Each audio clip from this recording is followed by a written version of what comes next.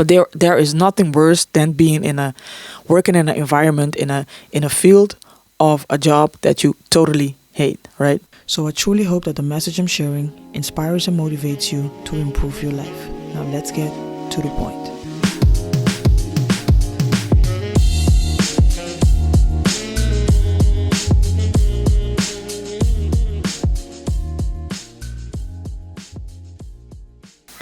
All right, y'all. Welcome back to another episode of ToDaPoint Podcast. Today's episode is the episode that is going to get you back on track.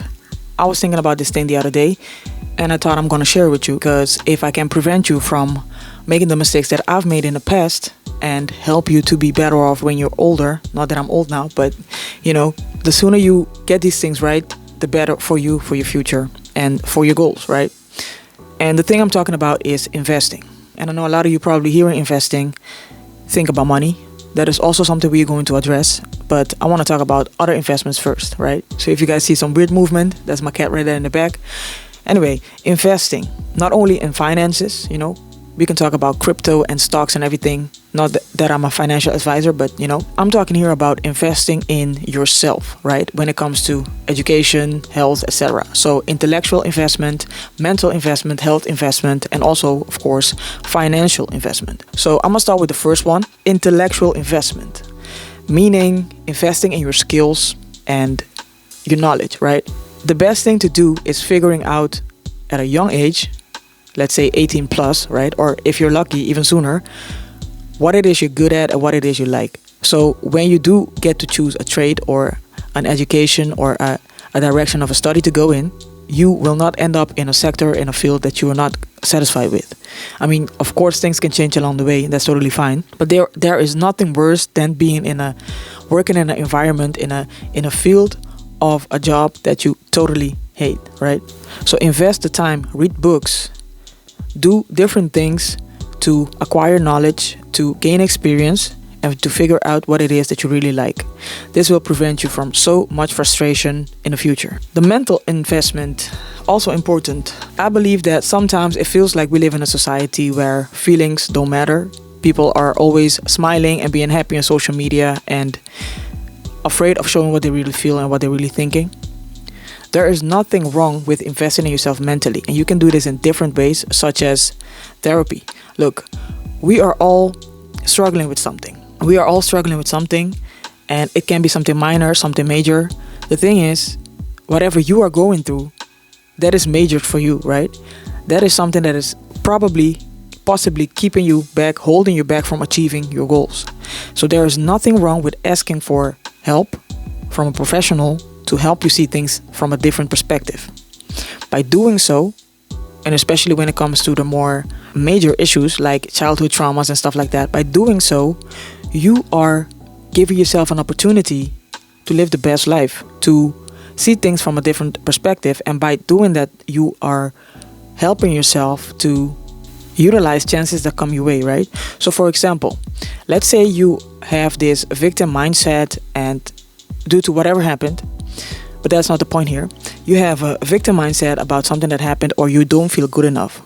Do you think if you don't feel good enough that if something major comes your way, let's say a job opportunity, do you think you are able to choose that? I don't think so, because you think so low of yourself that you are too afraid to take that chance. But by talking to someone and addressing those issues, you get to take away those blockages and help you move on from them, so you start seeing life and living life in a different way, right? So don't be afraid to invest in yourself mentally, right? And this can also mean reading books about the things you struggle with, but only reading books is not going to help you. So that's why you need to take action, right? So the next thing to invest in is your health. When you're young, flexible, feeling fresh and everything, probably the last thing on your mind is your health, because it's something that it's being taken for granted and you're not doing this on purpose. But because it's always there and you're not lacking anything when it comes to your health, you don't pay attention to it. And that's perfectly normal in a way. But let's become aware of the fact that can change in an instant. I wish not for you, but it is possible, right? That's why it's important that even if you're young, to start doing sports, whatever you like. It can be swimming, basketball, weightlifting, you name it, right?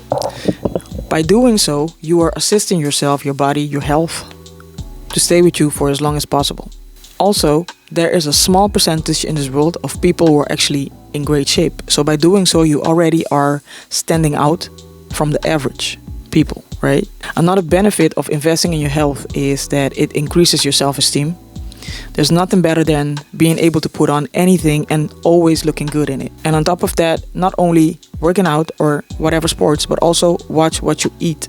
Watch out with sugars. I'm not saying to never eat a candy or never go to a fast food restaurant or anything like that, but make sure that 80% of what you're eating, of what you're consuming, is healthy.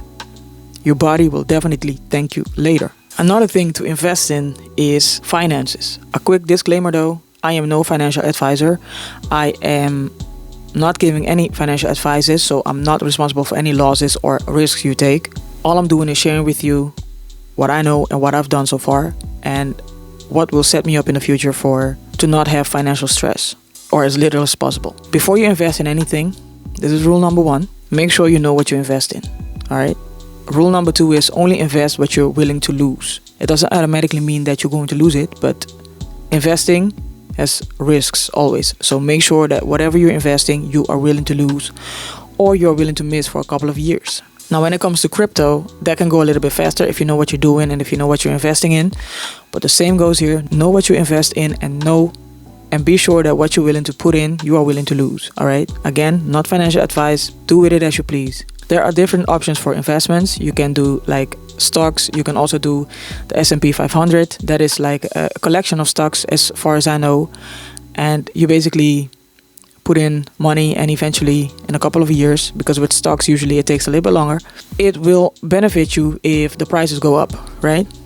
Again, there are always risks, so be careful what you do. And not only that, I do also believe in saving money in a bank account. A lot of people say if you do that, the money will decrease in value, which I get in a way, but it is also important, in my opinion, to have real money available, right? Let's say your fridge breaks down or your car breaks down. You gotta have real cash to pay for it, to fix it or to buy a new one, right? But invest what you can miss and let the money work for you. I'm not gonna go too deep into this topic because I don't want to be the one giving financial advice. So I'm gonna leave it at that, but make sure that when you do choose to set yourself up financially, that investing can be something that you can benefit from in the future. Last but not least, spiritual investment. And what do I mean by that? Oftentimes we focus on things we can see, right? We focus on the physical, sometimes even the mental. Not that we can really see that, but you feel that, right? You feel when you're feeling down and stuff like that. Whether you are believing in a religion, in a God, I do believe it is important to be connected with something that is bigger than you, right? And this can come in the form of spirituality.